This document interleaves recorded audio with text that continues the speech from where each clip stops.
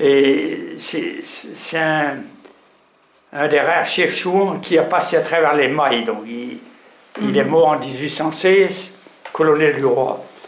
On avait été enlevé à Scaire et les veuves avaient eu du mal à avoir une pension parce qu'on n'a jamais trouvé les cadavres.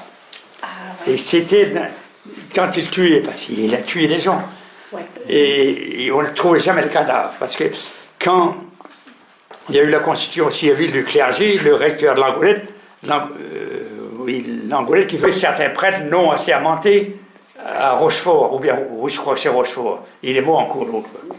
Et le garde champêtre de Gourin, donc, envoie donc, une missive au garde champêtre, prépare-toi. C'est le vrai nom de prépare-toi à mourir, quoi.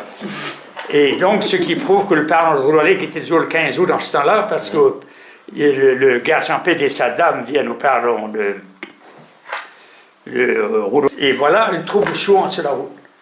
Alors, Guillaume Carré va trouver le gars, tu sais ce que je t'ai dit. Alors, tu es préparé, puis tac, il attrape un coup de pistolet. Et donc, la dame est effarée, puis son groupe va à Gourin, puis il y a des soldats qui arrivent là. Alors, les chouans s'étaient évadés, et on n'a jamais trouvé le cadavre, les gars. Et comment on explique que Bonaventure, donc Guillaume Carré, était natif du Saint? Oui, de Bouthiry. Voilà, de Bouthiry. Oui, mais c'est entre Saint et Gourin, quoi. Voilà, il a rejoint... Il a été hébergé dans une famille noble. D'accord, donc il a appris à lire, à écrire. Oui, d'accord. Oui. Et donc après, il a rejoint de Bar, c'est ça? Le chef chouan. Et il est arrivé à Scaire, comment? Qu'est-ce qu'il avait fait à Scaire? Oui, de Bar, c'est un truc assez... Parce que lui, s'était évadé aussi de la prison de Quimper, le fameux de Bar. Là. Ah oui. Et oui, mais ce qui est aussi... le chef chouan Guillaume Carré, surnommé Bonaventure, investit et s'empara de l'important bourg de Scaire en décembre 1799. Qu'est-ce qui s'est passé? Ah ben, c'est alors qu'il a dû enlever la maréchaussée. Et il est resté combien de temps à la tête de la maréchaussée? Combien de temps il est resté à Scaire? Oui. Non, il a dû... Mais comme il avait fait à Gourin, il s'est emparé de Gourin, ils ont passé 24 heures, puis ils ont dit, nous reviendrons. C'était les maîtres des lieux. Et si... Et Scaire, ici, qu'on dit du gauche, était très investi dans la chouannerie.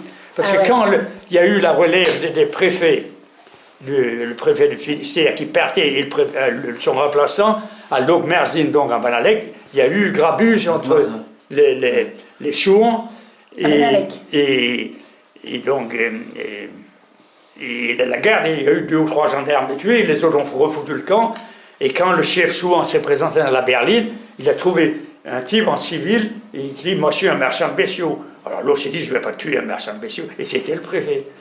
Et alors on avait accusé, parce qu'on avait dit que les chouans avaient traversé la forêt de Coin-de-l'Or, on avait accusé que c'était des Scairois, un Scairois qui avait fait le guide. Et pour punition, on a envoyé en garnison 80 soldats à Scaire, à la charge de la population. Ah oui, pour surveiller les Scairois. Oui. C'était quoi, les chouans? C'était qui, ces gens-là? Oui, mais là, chouan, c'est péjoratif. Ben oui, non, justement. Oui, mais... C'était les gens, oui. En Bretagne, c'était qui, les chouans? Qu'est-ce qu'ils ont fait? Pourquoi ils bagarraient? Oui, mais justement, ce gars-là, pour lui, c'était eux les tenants de la liberté. D'accord. Oui, ça peut. Oui, si. Parce que la Révolution, ça a été une dictature.